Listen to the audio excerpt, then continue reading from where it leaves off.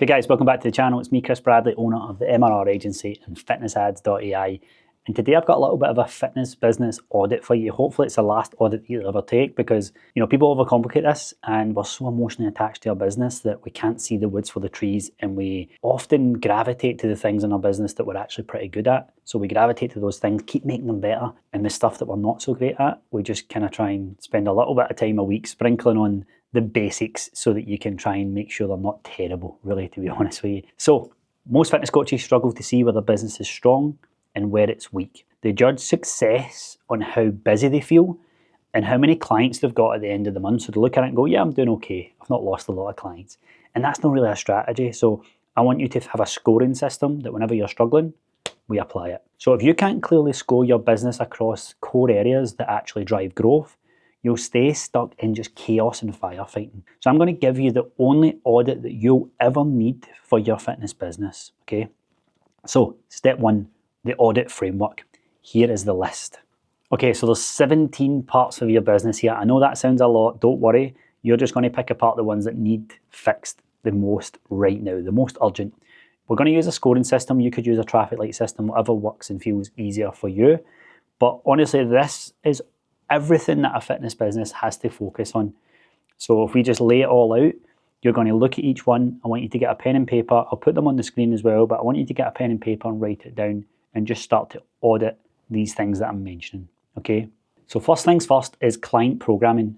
It's specifically training, how you're prescribing training and exercise to your clients, whether it's basic, intermediate, advanced, how you're conducting them, any way for your clients to receive the information, your overall client programming.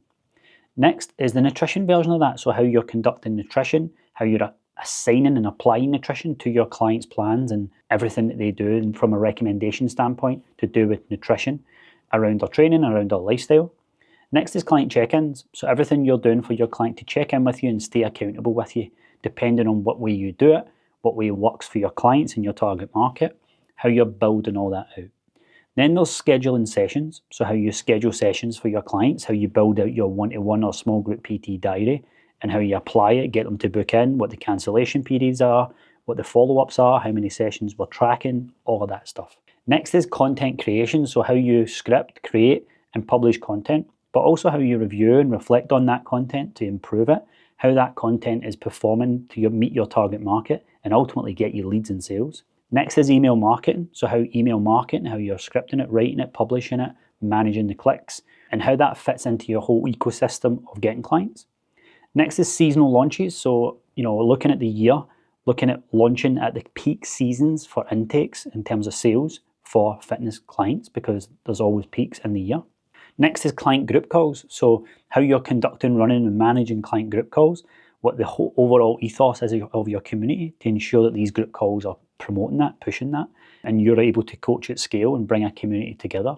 Next is one-to-one delivery, so just you and a client, whether it's in person or on a phone call and Zoom, catch-up calls, 30 days, 90 days, whenever you're delivering new stuff to them.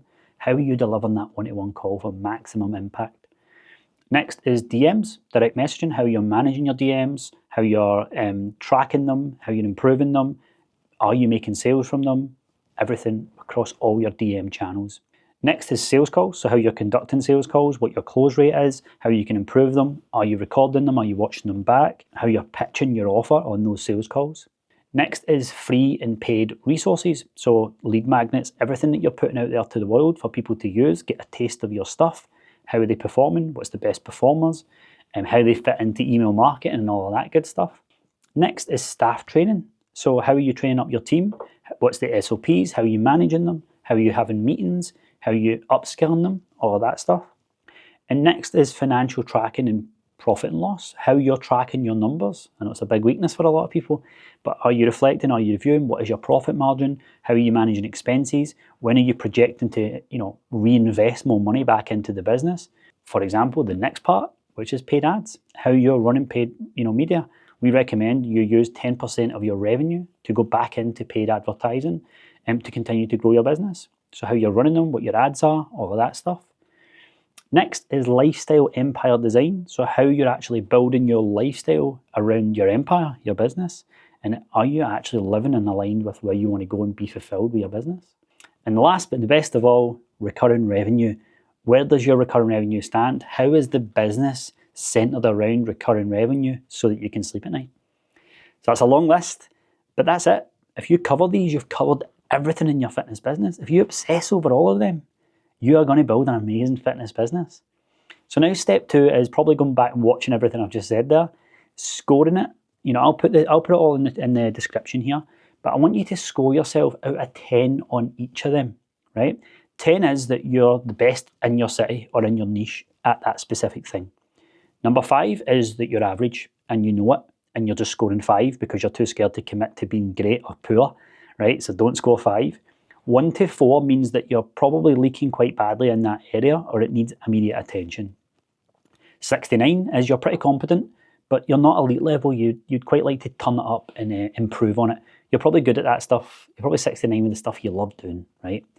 But here's the catch with this. The danger isn't in the 1 to 4.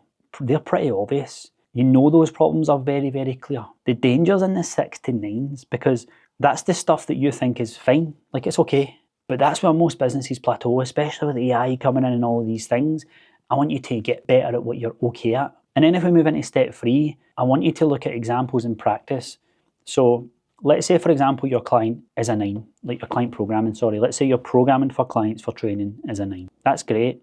That's not your bottleneck. But let's say your sales calls are a 4. That's probably why you're stuck at 5K per month, but you hate sales. So you just keep trying to get a little bit better and you don't really do anything about it.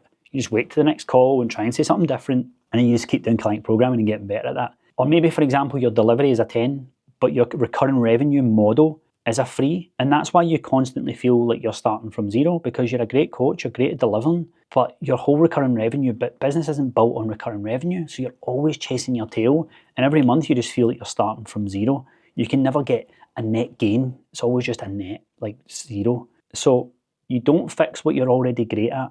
You fix what's holding the system back.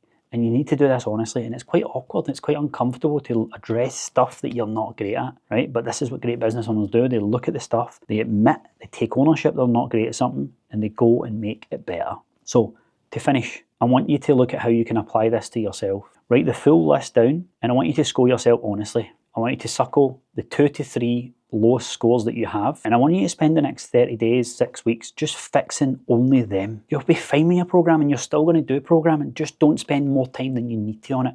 Replace that with working on the stuff you're not great at. And this is how you build a great business. This is how you build leverage for your business. It's ultimately how you build what we call in the agency a lifestyle empire. We'll always have weaknesses, we'll always have strong points, but if you can bring up those weaknesses and averages, that's when you build a phenomenal business. So look, all of those stuff I mentioned, there's a reason they're in there, because it's literally the stuff that we help our clients with in the agency. I sat down one day and I was like, what does my business owners have to actually just get good at? I was like, it's just this. This is just all we need to do. And so for us, from an agency standpoint, we just need to give them the vehicle to get that better. So if someone comes to us and say, Chris, I'm a 4 at this, that's an audit. We have to take that from a 4 to a 6 to a 7 to an 8. And then in turn, what that does is the client turns around and says, they're valuable, they've helped me with that. That's all we have to do. We don't need to force our agenda on these clients. So that's it. I know that was a lot, but you can watch it back, slow it down. Please do this audit. I'd love to know your scores. You can message me on Instagram to tell me them, and I'll help you. I'll give you a voice note or 2, and I'll just try and move whatever's a 3, 4, 2 up to that 9 or 10 score. Anyway, thanks for your time. Appreciate it, and I'll see you in the next video.